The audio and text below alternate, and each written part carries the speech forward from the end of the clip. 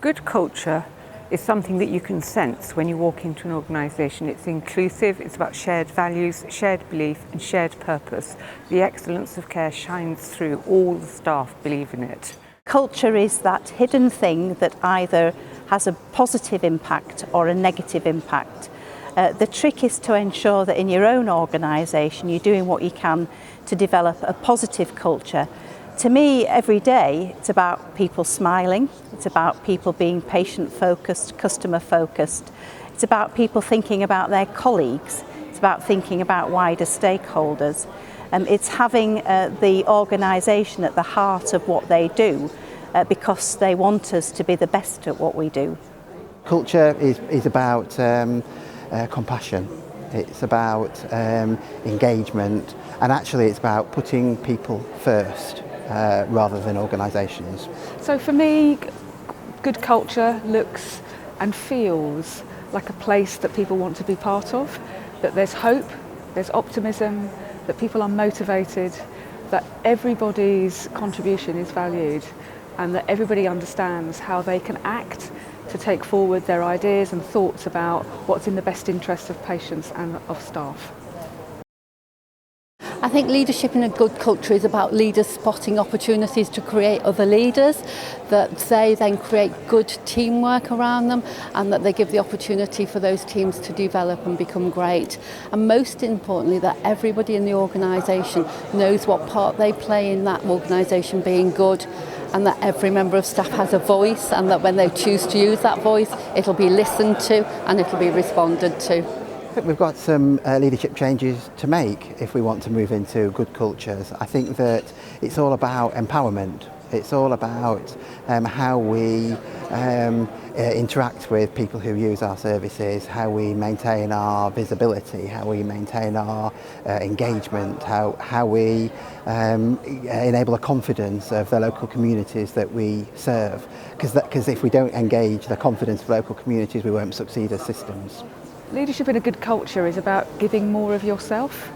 It's about looking out for people's well-being being at the heart of it, making sure that actually we're not just a just culture, but actually we're also inclusive, that everybody's opinion matters, that everybody's ideas matter, that we take time to breathe, that we encourage creativity, and that most importantly of all, that we take care of each other. Leadership is about getting people to do things the right way, even though they do it their own way.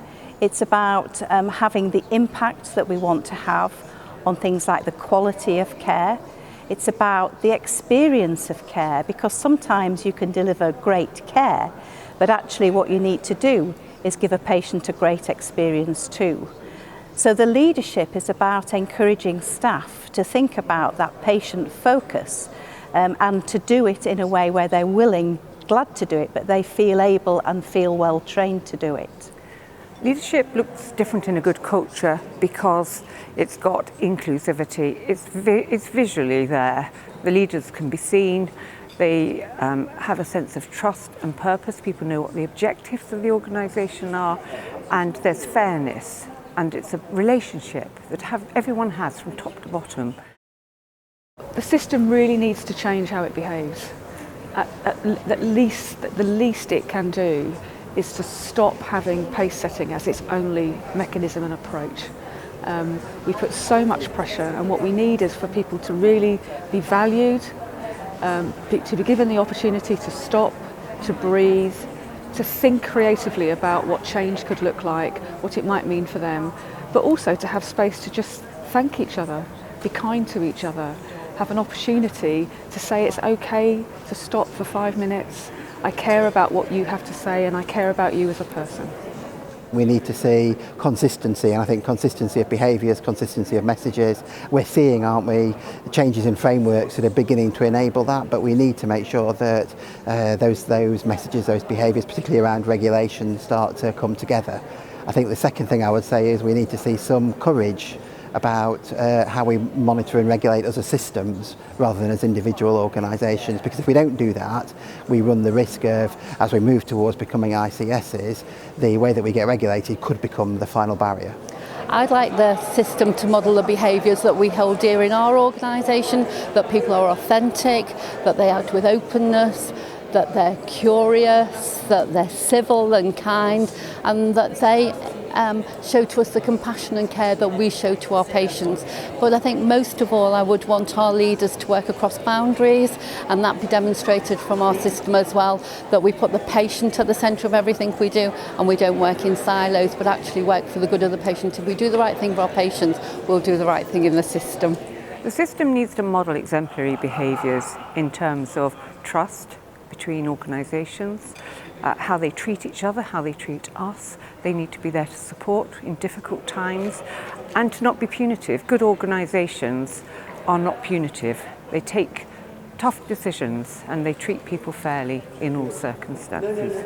We know that we're part of the best healthcare service in the world. We know that we've got exponential rises in the number of people coming through our doors. We do know we're delivering great service. The system needs to recognise that and not just keep delivering the brickbats to us.